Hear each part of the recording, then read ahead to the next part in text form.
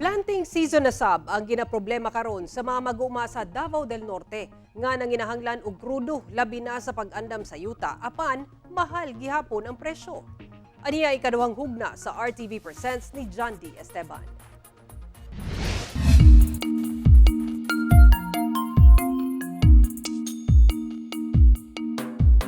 Moabot sa 33,000 hangtod 37,000 metric tons nga bugas ang ginakaon natong mga Pilipino matag adlaw.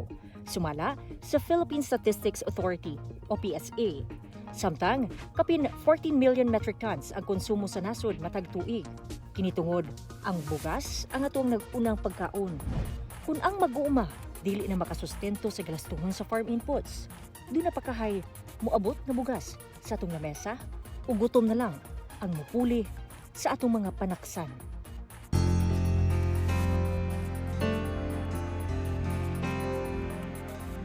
Natapos na ang ting-ani sa humayan ni Aladdin. Laing problema na usab ang iyahang giatubang. Ang tingtanom, dili ang kakapoy sa trabaho ang makapaluya kaniya, kung dili ang hilabihang pagsaka sa presyo sa krudo. Kinahanglan kini aron mapaandar ang traktor, aron matikad ang yuta. Apan ang presyo sama sa abono. Misaka tungod sa gubot didto sa Middle East. Mao na ni ang resulta sa balay. Mao na ni ang yang ma-produce nga bugas. Di from dryer padulong sa milling, sa rice mill, ang resulta mao na ni. Consume na ni para consume na ni sa mga tao. Sa transportation ng daan, ma'am, kinahanglan kaayo na ang fuel. Road palit ang supply or parehanin ni taas palit ang presyo. So, dili na yun makaya sa farmer. So, gamay na lang ang farmers ang tanong. Tungod niini, nabalaka ang agribusiness sector sa Davao City. Sumala pa, basin musangko kita sa usa ka supply shock kung dili maksyonan ang kamahal sa lana ug sa abono. Mamiligro ang seguridad sa atong pagkaon. Harder concern, especially for those of us in the agribusiness, is LPG and fertilizer. And fertilizer prices are at risk of doubling. According to the Food and Agriculture Organization, they are warning us of $800 per metric ton. Now, if that happens during the planting season, we are looking at food supply problems by this end of the year. Base sa inventaryo, as of April 14, ang diesel igo na lang sa 40 kaadlaw, 54 kaadlaw ang gasolina, 36 kaadlaw ang LPG, samtang 105 days ang kerosene. Ang pagsaka sa gasto sa produksyon makaapekto sa presyo sa ubang palaliton. Gani sa talaan sa PSA, misaka sa 4.1% ang inflation rate niadtong Marso, gikan sa 2.4% niadtong Pebrero. Ang inflation maong gipaspason sa pagmahal sa mga palaliton.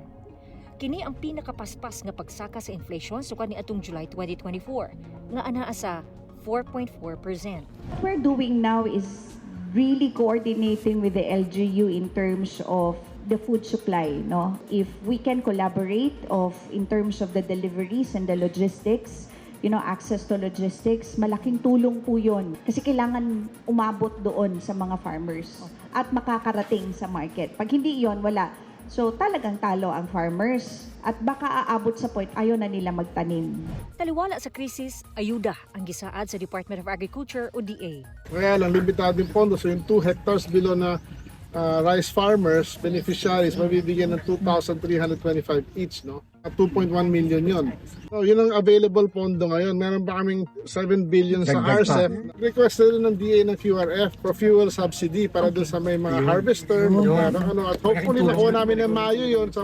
So para bago mag-land prep ho ng mga farmers natin, makapagbigay kami ng konting fuel para makatulong sa land preparation. Base sa registry system for basic sectors in agriculture, ana sa kapin 59,000 ang rehistradong rice farmers sa Davao Region. Apan matod sa DA11, Nag-ready na po ni sa mga service na mo sa mga farmers. Dawat na siya sa lahi na assistance sa itong nakunaking amount. Dili na siya padawat rin sa fuel 5,000 per farmer po, ma'am. inihap na lamang ang salin sa supply sa lana, samtang nagdagan ang takna. Dunay tabang apan lagi limitado. Ang lana maoy moabag sa mga mag-uuma kung kini mahubas na sa hingpit ug magpabiling daw bulawan ang kabilihon. Kagutom ang mulamoy sa atuang kaugmaon.